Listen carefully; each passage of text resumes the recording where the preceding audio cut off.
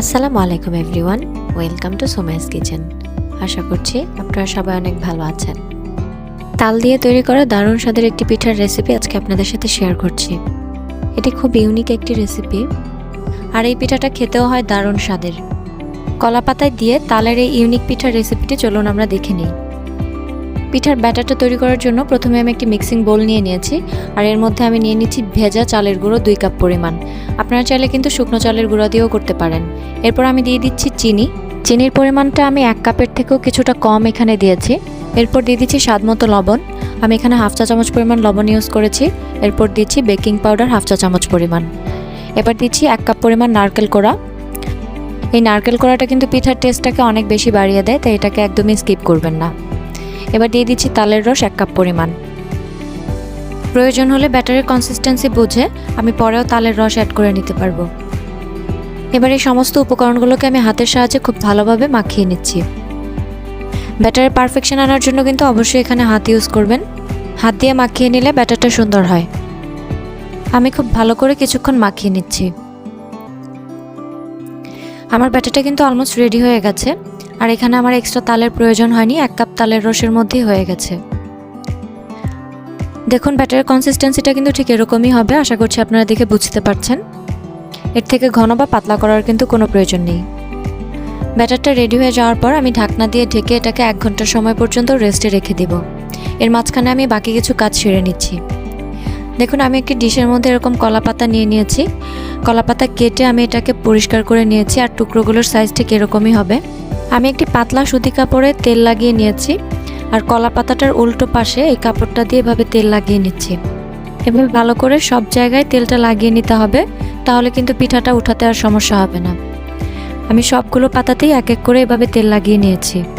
আবারও বলছি, কলা পাতাটার উল্টো পাশেই কিন্তু তেলটা লাগাবেন। ফিরে আসলাম 1 ঘন্টা পর। রেস্টে রাখার পর ব্যাটারটাকে আমি এভাবে একটু নেড়ে চেড়ে নিচ্ছি। পিঠা বানানোর জন্য আমার ব্যাটারটা কিন্তু এখন পুরোপুরিভাবে পারফেক্ট। একপাশে সরিয়ে রেখে আমি একটা ডিশ নিয়ে নিয়েছি, আর এর মধ্যে এবার কলা পাতা নিয়ে নিচ্ছি।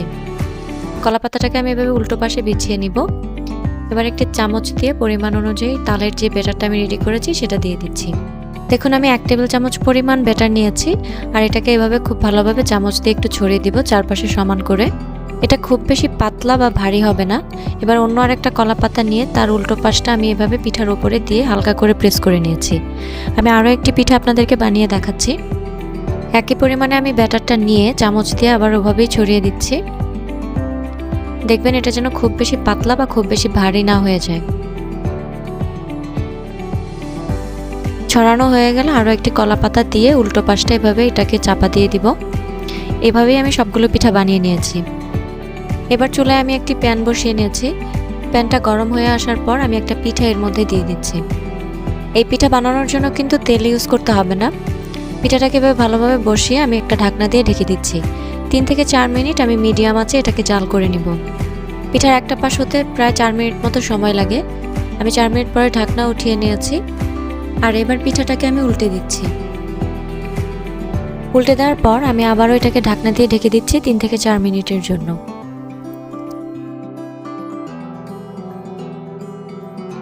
4 মিনিট পর আমি ঢাকনা উঠিয়ে নিয়েছি। আমার পিঠাটা কিন্তু একদমই রেডি হয়ে গেছে। দেখুন পাতাটাও শুকিয়ে গেছে। এই অবস্থায় আমি পিঠাটাকে উঠিয়ে নিব। আমি আরও একটি পিঠা আপনাদেরকে রেডি করে দেখাচ্ছি। চুলায় দিয়ে এটাকে আবারও ঢেকে দিব, আর চুলার আঁচটা কিন্তু অবশ্যই মিডিয়ামে রাখতে হবে। আমি দুপাশেই পিঠাটাকে খুব ভালোভাবে ভেজে নিয়েছি। পাতাটা সরিয়ে আমি একটু পিঠাটা দেখাচ্ছি।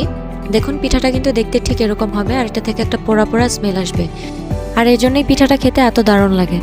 আমি একইভাবে সবগুলো পিঠা বানিয়ে নিয়েছি। দেখতেই পাচ্ছেন আমার সবগুলো পিঠা কিন্তু রেডি হয়ে গেছে। এই পিঠাটা বানাতে কিন্তু খুব বেশি ঝামেলা নেই, খুব সহজ একটা প্রসেস আমি আপনাদেরকে এখানে দেখানোর চেষ্টা করেছি। বাড়িতে অবশ্যই এই পিঠাটি বানিয়ে দেখবেন। এই পিঠার টেস্ট একবার পেয়ে গেলে আপনি এটা অবশ্যই বারবার বানিয়ে খাবেন।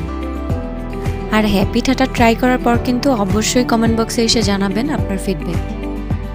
একটা পিঠা আমি আপনাদেরকে মাঝখান থেকে ভেঙে দেখাচ্ছি। দেখুন পিঠাটা 2 সাইড থেকে কিন্তু দেখতে একই রকম, আর মাঝখান থেকে ভাঙলেও এটা ভেতর থেকে খুব সুন্দরভাবে সেদ্ধ হয়ে গেছে, আর এটা কিন্তু খেতে খুব সফট হয়। আমার রেসিপিগুলো ভালো লেগে থাকলে চ্যানেলটা সাবস্ক্রাইব করে পাশে থাকা বেল আইকনটা প্রেস করে দিবেন। আল্লাহ হাফেজ।